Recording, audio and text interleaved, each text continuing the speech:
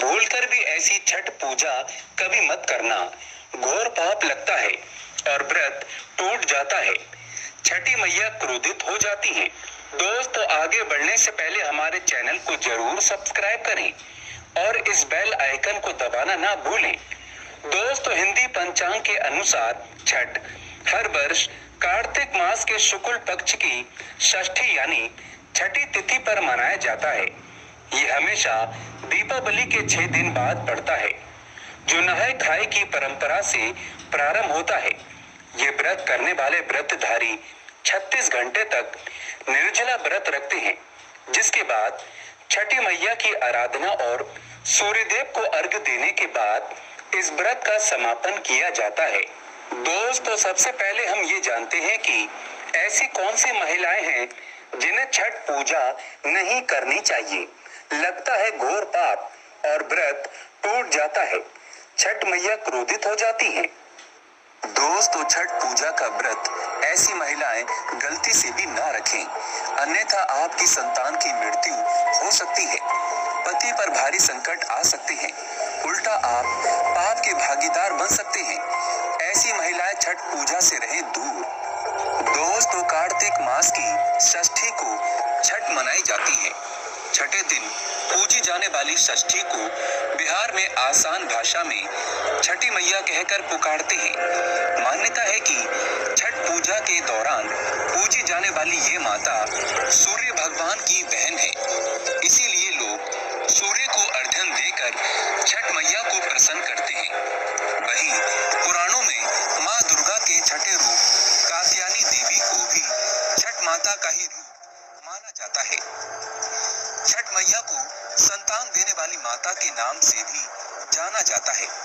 मान्यता है कि ये पर्व संतान के लिए मनाया जाता है, खासकर वो जोड़े जिन्हें संतान की प्राप्ति नहीं हुई है, तो वो छठ का व्रत रखते हैं।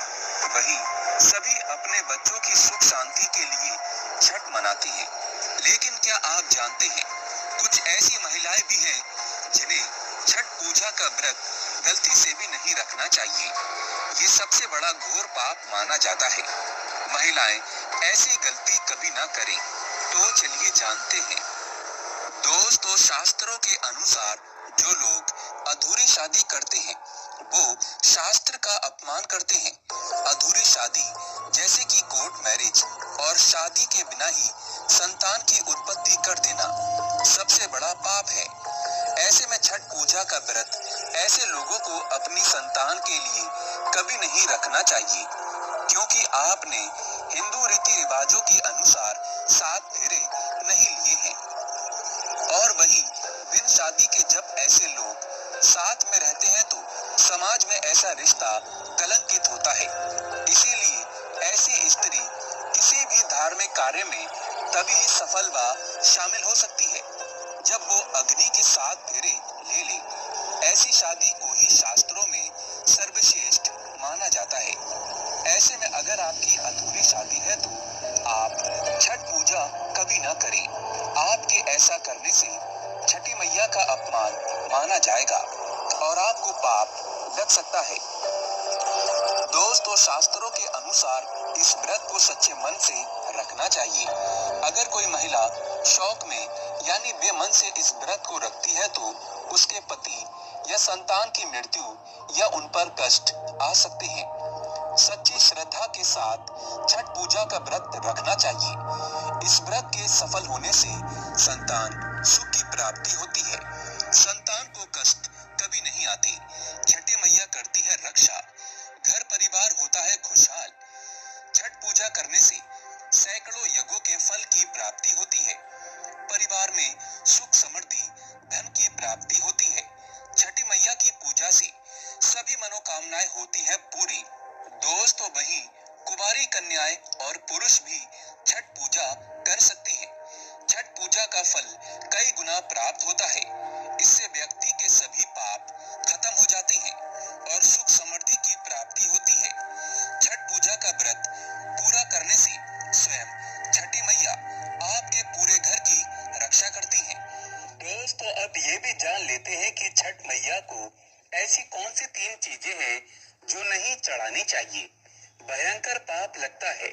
दोस्तों नंबर 1, सूर्य भगवान को अर्घ्य देने के लिए तांबे का लोटा ही प्रयोग करें, लेकिन भूल कर भी चांदी, स्टील, शीशा और प्लास्टिक के बर्तन से अर्घ्य नहीं देना चाहिए, इससे व्रत टूट सकता है।